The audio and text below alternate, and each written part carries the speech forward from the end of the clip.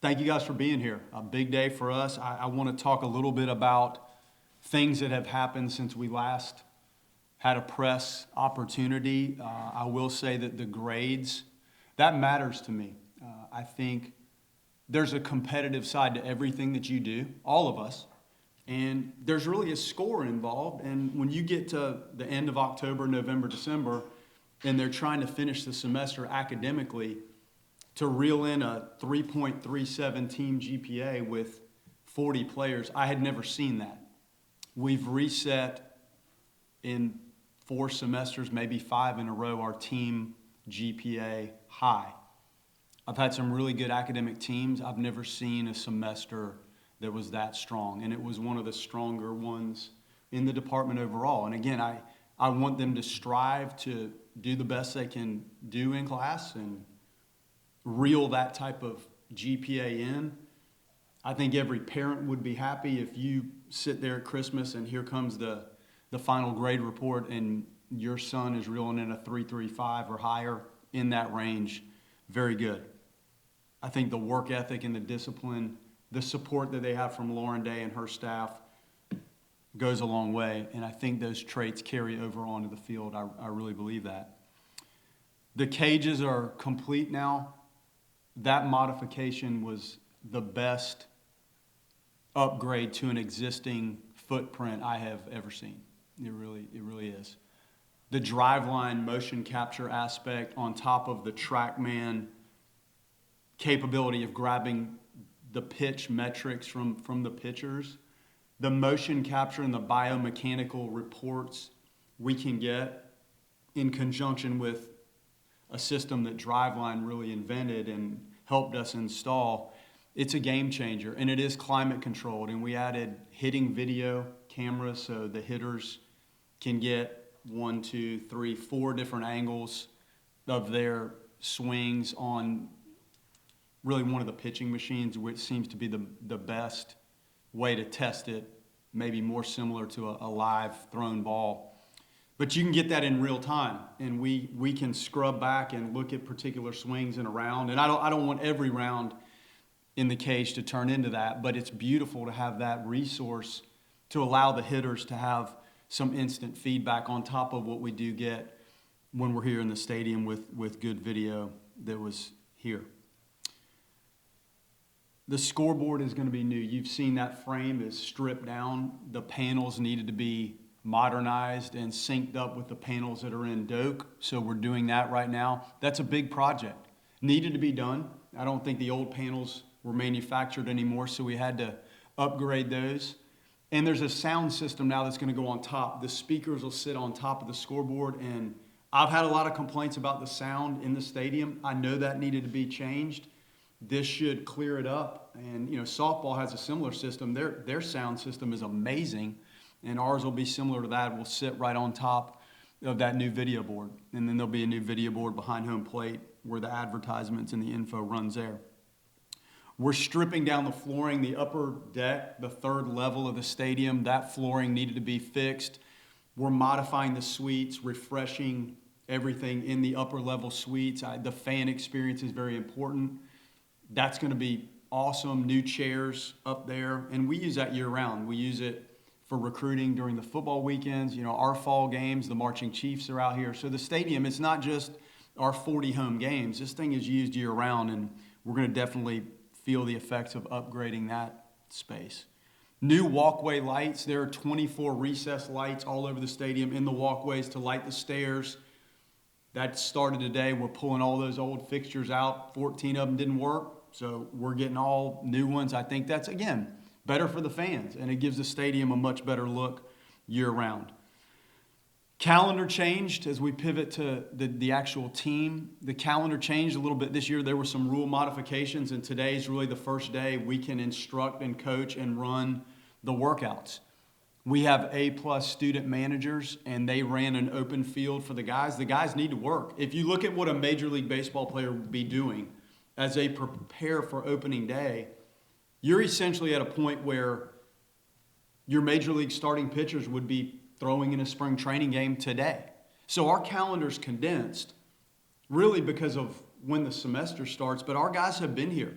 They were here before school started last Wednesday, and our student managers set up some equipment for them to do open field training on their own. We couldn't be running that, but the players needed it. Today we can run it. It's exciting. These guys have worked very hard. Some of them have good training spaces in their hometowns. Some battle a little bit more. So it's nice to get them back in the facility. They're chomping at the bit. So are we. So today's a good day. They did change the hour usage.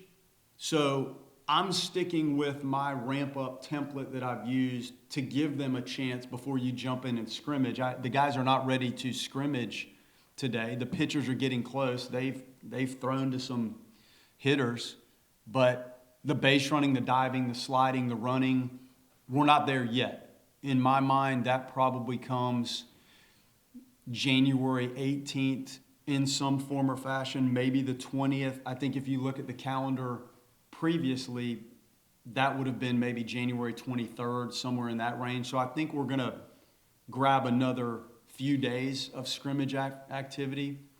But I do want to make sure the guys are ready for that. We worry about the pitchers and the arm and the ramp up, but there is an aspect of this for the position players that they need to be ready too. And you lengthen out the hours. They haven't scrimmaged. They haven't run the bases at the level that they'll run the bases once you start scrimmaging, and they know what's on the line. So we need to get them ready and keep them healthy as we ramp up. This week we'll add some base running work. We'll add meetings. We need to get back and review. When we start these meetings in the fall, 23 or 24 new players, there's a lot of information that's new to them. This should now be reviewed. So we'll add some of those pieces, and I really want the position players. They'll run the bases pretty good today. We'll continue pitchers throwing to hitters, and then eventually that'll evolve into actual live scrimmages. Weather's been pretty good so far. We're going to get a little chilly Thursday of this week, but this is okay. This is better than some people could ask for, and you're walking around, as we all were last week, it's felt like it was 82, 83 degrees, so very fortunate as far as that goes, and that does matter. So when you look at laying out your calendar, you have to have the weather cooperate too, or else you're stuck in the cage a little bit, which obviously much better outside. Trying to ramp up the legs and the arms, the pitching, ramp up. Micah does a great job of laying out their calendar for them. Some of this is in their hands. They have to manage a lot of this coming in. So when we get to today, we need to know that and trust that they've done what they were asked to do over the break so that they're healthy enough to intensify as we go. That's really important. The arm care, the maintenance, it's a life of its own, and we need to make sure we're on top of that and make sure these guys are ready to go, dialed up. Short game stuff, talked a lot about it with the team. We need to be more versatile with that as I look into what we're doing in the preseason. I'm trying some new things. I think in general, the bunting game is something that the younger player may not have done as much as they did 25, 30 years ago. So it's an important piece of the game. And there's really critical moments when you have to be able to do it, and you have a variety of bunts. We're going to try to force the issue there a little bit. I think we have some guys that need to utilize it and can weaponize that. Catching in middle infield, I do sense the urgency to figure that out. I think we have the pieces. The wear and tear behind the plate has gotten us in the last year or so, and it's still biting us a tick. So we need to get Carnes and Smelia. From Melton, Rodriguez are okay, but Carnes and Nate, we need to get those guys back full speed. They're still fighting through some issues, but we need them. That's a critical piece of the puzzle. And then the middle infield. I've been doing this a long time. I think the middle infield last year was as good as any I've ever coached, and some might tell you as good as any in the country. We're going to have to replace those guys. We have capable bodies. The consistency, playing clean, playing smart, understanding the team fundamentals, not taking the defense to the plate or the plate to the field. Those are things that Lodis and Farreau really did a nice job of last year, and the consistency with those guys in the middle was a benchmark of the team. So we're going to have to figure that one out as we move forward. Execution of stuff on the mound, the stuff we have in the program is good. The equipment on the mound and the upside is there. there's a quest for stuff in the game right now. We've seen in the last 10 years the strike zones and the evaluation of the umpiring has shrunk the strike zone, I guess, or made it much more consistent. At times you were getting pitches off the plate at every level of the game. I think you have older players in college baseball. I think the bat technology, although the bat restrictions remain the same, it seems like the technology of the bat, maybe the ball, the compression of the ball, has created a more lively impact, and the home runs are back up. So when you have smaller strike zones, you have evaluations of the umpires that are tighter, older players, more dynamic ball bat contact. The quest to beat people in the strike zone exists. Like, the stuff in the zone has to be able to beat people. Now, just ramming pitches in the strike zone is not always the answer. You have to sometimes get out of the strike zone to get chases, and the execution overall of the quality stuff is when your pitching is wipeout and elite. And we will talk about this today with the group. That's an important piece. It's not just the quest for stuff. When you're playing against experienced, well-coached, older teams like we will see on our schedule, you have to execute the pitches. It has to be commanded. So that's something we need to nail down. Pitch selection and our approach at the plate is something we will focus on going into the preseason. Again, I think the capabilities offensively are there. It does revolve around what you swing at as much as the swing itself. You have to think along with the game and hunt lanes and hunt pitches and hunt speeds and manage it, because the stuff, as we're trying to find elite stuff, so is everybody else, and we will see it. So then thinking through the at-bat a little bit more in depth, pitch by pitch, not guessing, but having a plan of attack, what you can hunt, what you need to lay off of.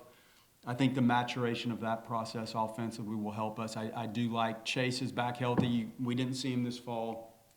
Injecting that kind of speed into the equation with some of the dynamic bats we have, and Frazier can run, and Dowd can run, Delamalure can run. We have guys that can run. So the combination of some of the threatening nature of what you do with the dynamic piece, better pitch selection, more crooked numbers. We're building up 10 arms, pitch count-wise, building them up for a while. I mean, that's not going to continue the whole preseason, but we do want to build up a good bulk, and they'll increase. Most of the guys will increase, but then there's a cap at some point with some of the pitchers. Not everybody's going to get to 65, 70, 75 pitches in the preseason. Our hope is that as we go through the next 4 or 5 weeks, we do get to a spot where we have a handful that are ready to throw 70 or 75 pitches on opening day, opening weekend. Clayton McCullough got the Marlins managerial job last year, one of my real good friends in baseball. I've known him for a long time, and we talked for 20 minutes the other day. In essence, the bulk of it was about management of the bullpen, how dynamic those guys need to be, the rest in between their bullpen outings. So that becomes part of the equation for us too, when you start to pivot some of these guys that you have built up, pitch count-wise, into more leverage relief roles, where they might have to prepare for 2 outings a weekend or 2 outings in a week. I'm excited to get going.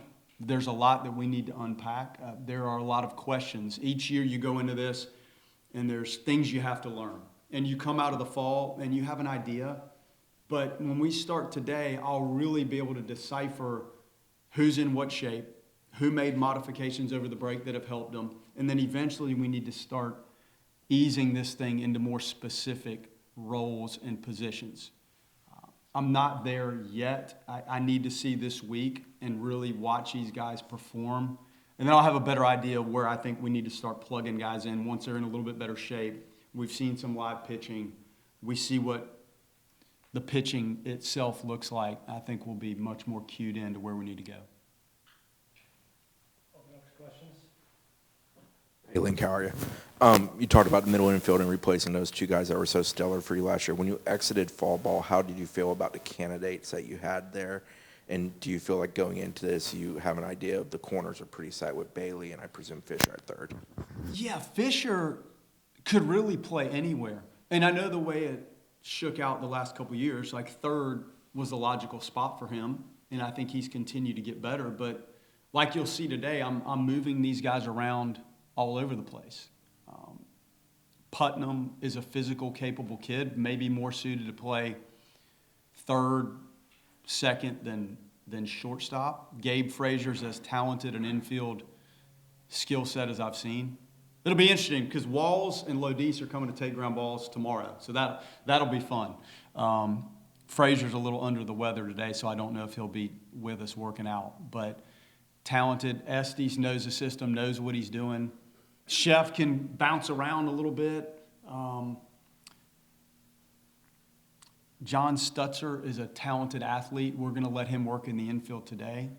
One of the best falls that we had. Dynamic, strong, fast. Kelvin Polino gives you a far more advanced at-bat than most freshmen. So we have plenty of options. We need to really get into this thing in the next 4 weeks and see what this feels like.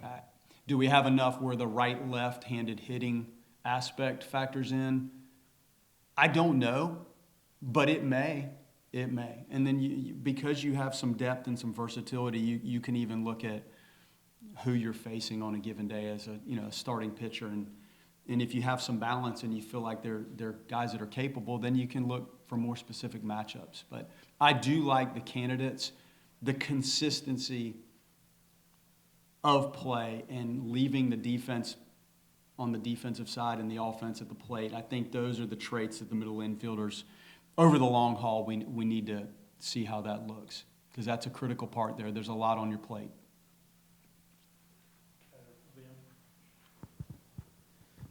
Coach, going back to the modifications to the batting cages, when you talked about some of these freshmen coming in and you have the ability to kind of simulate those different pitches that they're going to see, angles that they're going to see, can that ramp up some development from them to maybe get them more accustomed to what they're going to see in the college game? Yeah, it sure should. And we grabbed the iPitch machine that does give you sequences and a mix, so that's great.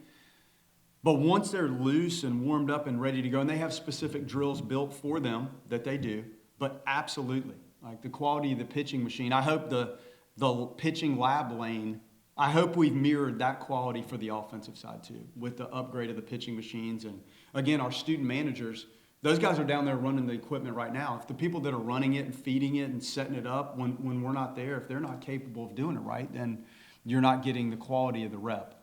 But absolutely. And we do have a way that we run the machines that I think gives you the best simulation.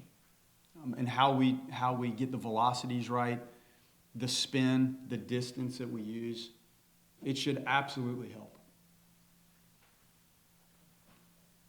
Like the sport's changed so much now with, sometimes your leaders, sometimes your older players are guys that have not been in the system for years.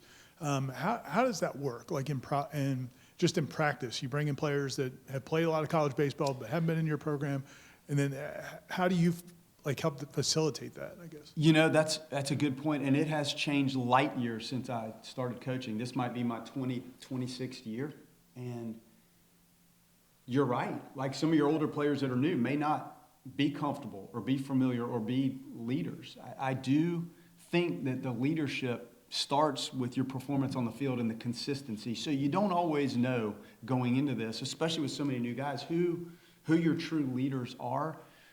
Eventually, I let the players select captains. I let them pick it. I don't have anything to do with that. They can decide their voice of the locker room, and that's a liaison for us. They pick those guys. It'll emerge.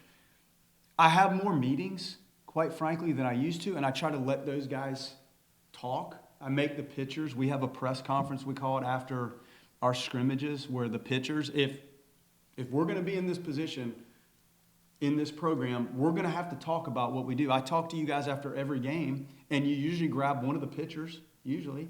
And when you're in the postseason, it absolutely is going to happen. So I want them to learn to talk about their outing, their performance, how they felt.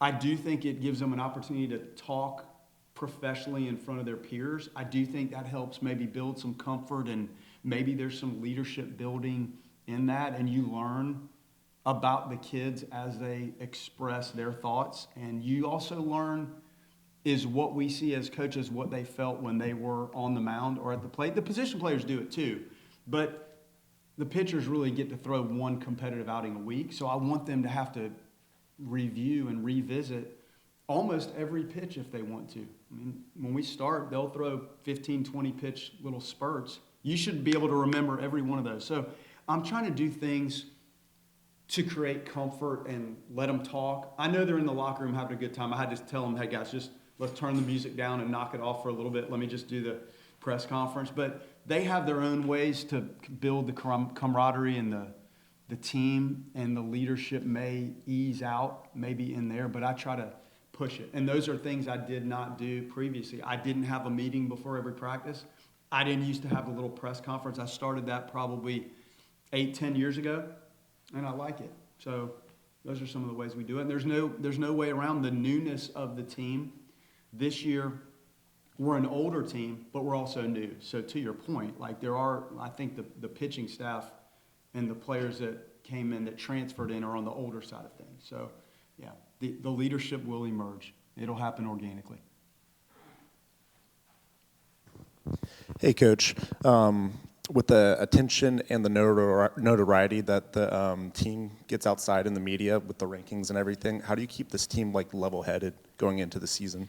Well, the rankings, I've been on every side of this. It doesn't really mean anything. It's a reflection of what people think coming in, and it's hard. Like, you guys have to study this. It is difficult in this day and age in any sport out of the gates to try to rank it.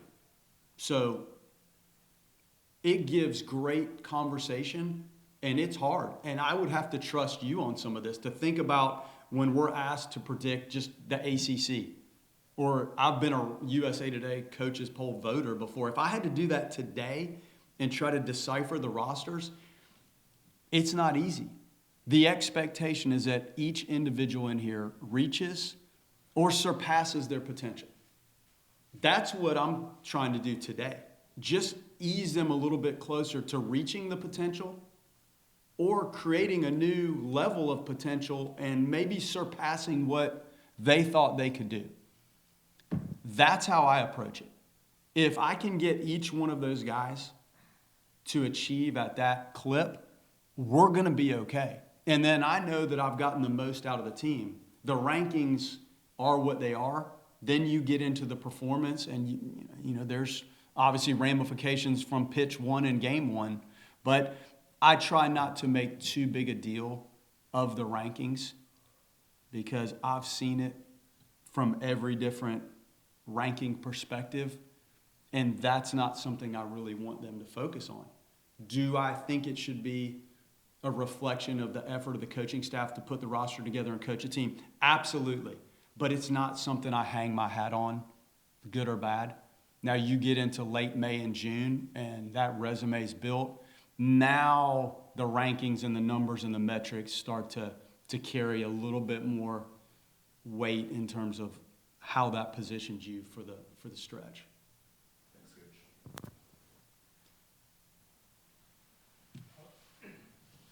Coach, you talked about trying to replace the middle infield, but the outfield you lost, Gage, you've lost Max. I know Braden Dowd's the guys that you're trying to probably plug in. Who are some other candidates that you like in the outfield right now? Well, we didn't get to see Chase all year.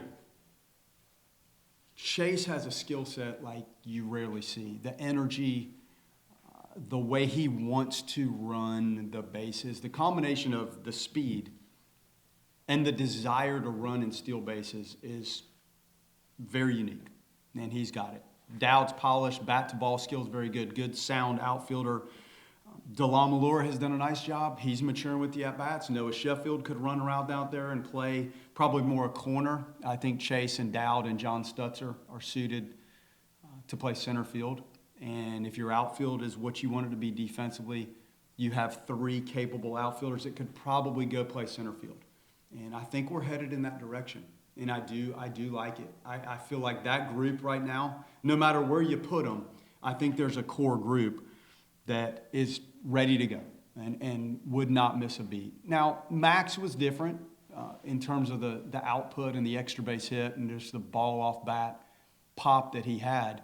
But you can be creative offensively and create, and at the end of the day, you're trying to score runs, and I think we do have guys that can give us run production out there, no matter how you slice it. With the disappointing news for Jacob Marlowe and obviously a couple guys that are already starter types from a left-handed standpoint, figuring out the roles for the other left-handers, how much is that a vital thing over these next 4 weeks as you go into the season? Yeah, huge. And poor Marlowe, after what he went through with his heart procedures, just a tough rebound for him again. And he's rehabbed just about everything you can rehab. The poor guy, he got his weight back. I mean, he was down to 145 pounds after the heart procedure. So he built himself all the way back up and was throwing the ball well. So tough. And if we could ever figure out the Tommy John, that ligament, we'd be in a better spot clearly as a sport. It's the worst thing we have going.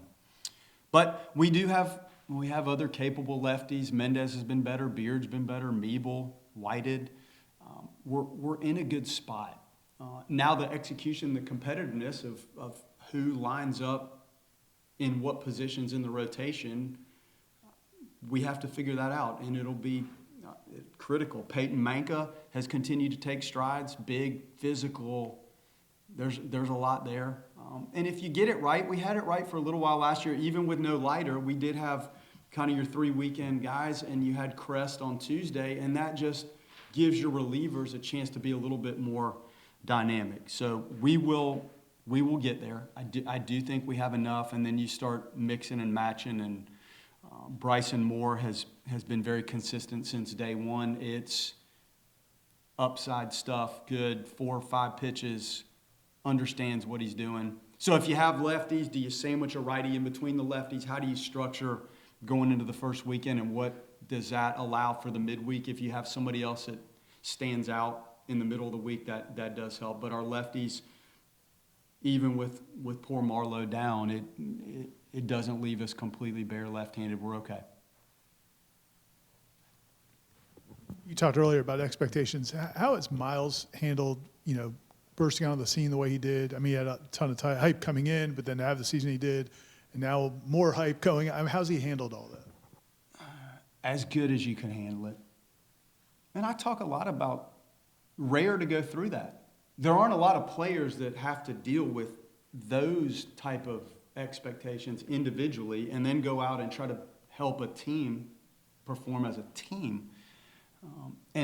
Doing this as a sophomore is also unique. And Carnes, in the same way, they're a little older, so they're draft eligible. So that just expedites what's on their plate. His dedication to being good defensively, that really stands out. First base is probably the most underappreciated position in the sport. He's really good over there and getting better. He hadn't played a lot of it coming in here. By the end of the season, he was sound at first base. And you look at, can you make the routine play and handle things around the bag? And then can you make the above average defensive play? Kind of hard to measure. We're a little behind in college baseball with the defensive measurement metric. But that really stands out.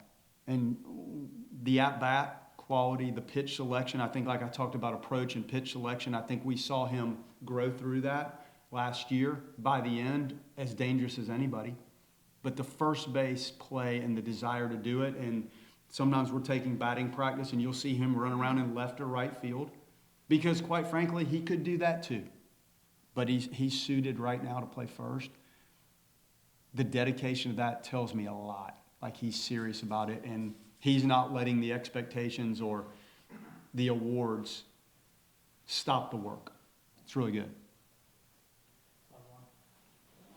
Two of the newer arms, just your thoughts on how Cole Stokes did during fall ball, and then Gabe Nard's a guy that you guys added late, and then also 2 returners, like John Abraham and Ben Barrett. Are you hoping they can take a step? Have you outlined what the next step for them would be? Yeah, Johnny Abraham, the breaking ball, like he had that good curveball coming in as a freshman, and there's a constant tweaking of what goes on. Can you develop a cutter, slider, and can you keep the breaking ball? I think at times his breaking ball almost got a little bit horizontal for him, and he lost some of the depth.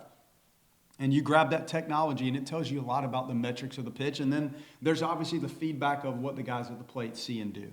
So Johnny, changeup's going to be better. We saw that at the end of the fall. Like sometimes that changeup gets a little firm, but I think he's created and worked hard on getting some separation where fastball velo, we saw it continue to trend up. The changeup maybe getting off the fastball velo a little bit more and finding that good downer curveball again.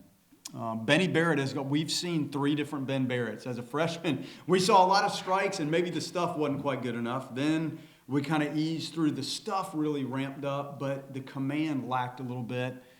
So hopefully now we kind of mesh that thing because I think he's the only guy that's been in the program. Help me if I'm wrong, but 4 years with us. So he works so hard. I drift in here at weird hours of the day and night, and he's always working on his mobility, his arm. He's in the indoor cage doing his exercises and drills. I mean, nobody works harder than that guy. So there's something in the works for him. It's going to happen. The sink, he's got good sink and movement. He's always had it. Sometimes it becomes a little hard for him to command. He'll get it. Stokes, the upside is just spectacular with him. The slider, interesting. And I had a guy at Notre Dame, Joe Boyle. Sometimes the slider's the pitch they feel like they can lean on and land easier than the fastball. So Mike and I talked a lot about like what fastball lane and thought helps him get the ball fastball most consistently in the strike zone. So that's going to be something we work on, but he's going to be a piece of this. And when it clicks, it's going to be very, very dynamic. I think he's going to throw 100 miles an hour. He's been close. It's going to happen. In the slider, when you're mid to upper 80s with a breaking ball, you're that athletic. That's fun. And it's really fun when it takes off. It's unfun if you have that and you can't get it on the tracks and get it moving along like you wish. But he's been great. Who did I miss? Nard? Yeah. Very unique heavy sink run on the fastball, good feel, as much experience as you could ask. And we wanted him to finish at Duke. He needed to get that degree, get that in his back pocket. He's got that, and now he's here. I think he needs the competition again. You know, we only played 2 fall games. I'm not going to say we competed our tails off all fall, but you're scrimmaging and you're fighting for spots. I think it'll be good for him to have a month in that world of grinding a little bit and battling. And I think the arm strength, that's probably seems to be what he said he needs. He just doesn't quite have the life on it that he usually will. He'll get that. Hey, Coach, during the offseason, you brought in a bunch of pitchers. When looking to add these pitchers to your program, what are some qualities you look for? Well, you're just grading out stuff and doing as much makeup homework as you can do. And you want to have a variety if you can get it. Like you want to have enough on the left side and you want to have enough on the right side, and you just go. The recruiting is tricky, and you fight and recruit as hard as you can, and then you get into the transfer thing in the summer, and you're battling a lot of really capable programs. You try to present your developmental plan for them, talk about the culture of the program, and then when it's over, when the dust settles, you see where you are. And it's an ongoing quest. So to have a roadmap to the finish line of that is not easy. You can't plan it out to the point of being stubborn in the plan. If something presents itself and it's available and it looks like it upgrades you, we try to go get it. And we've put so much emphasis on the development of pitching and the facility and the construction, the modification, the upgrading of what we've done is to help our current players and also attract recruits. Because some of these guys visit 4 or 5 schools in a spurt in the summer, and then they make their choice. So what they see, what they feel, the relationship with the pitching coach and myself goes a long way. So you try to go at it as hard as you can with what you feel are the best available arms in mind, and hunt it and attract it and recruit it and see where you land. And I do think we landed in a pretty good spot. We lost more than anybody in the country, I think, from a draft perspective, and we're older again. So I can see where this is probably trending again, especially on the mound. There's a lot of older players that are draft eligible. So that's okay. Now, plan-wise, if you could grab some younger players that you have for a few years, maybe that's ideal. But if that's not available, you go with what you have in front of you that appears to fit and work and is an upgrade. And that's what we do.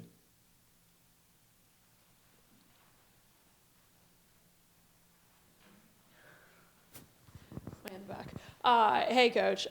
Just this week, week one, how important is it for you guys, just not from a player standpoint to really kind of hone in on them, but from a coaching standpoint, how important is week one in getting this team to where you guys want to be? Yeah, it's critical. You need to see where they stand. Where are they? And we had an hour meeting on planning just when we wanted to scrimmage. And I told the guys, I have to see what this looks like and feels like, because there has to be a mechanism that triggers for me to make me think these guys are ready to go scrimmage. And once we line it up and go, whether that's this weekend or Tuesday, I need to feel really good about where they stand physically. Like, are they ready to dive, slide, run?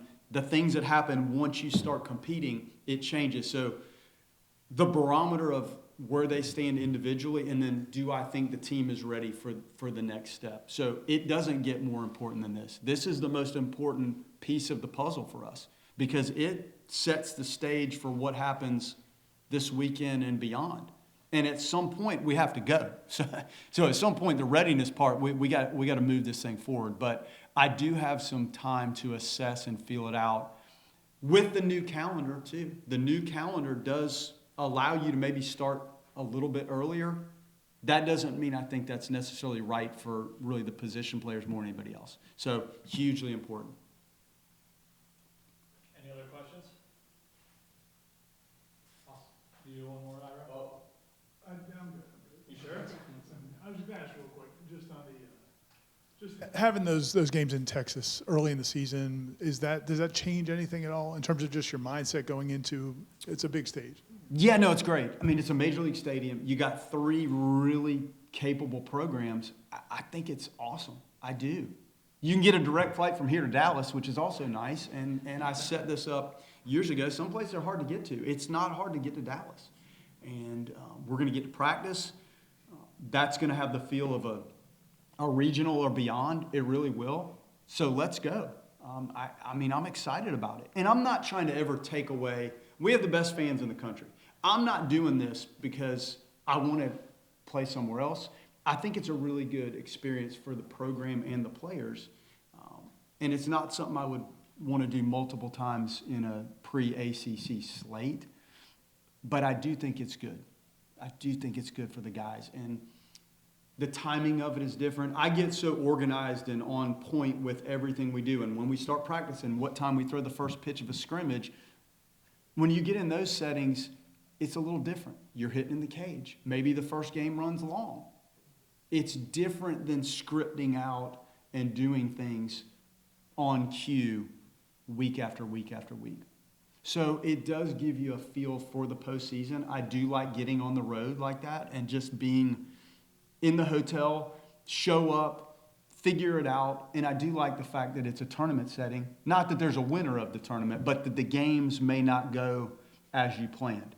Just like the postseason. You have to be able to manage and switch your timing and your flow and your rhythm and what the pregame feels like. And then when pitch one is thrown, like, it's game on, whether it was on time or not on time. So I think that's a good test for everybody.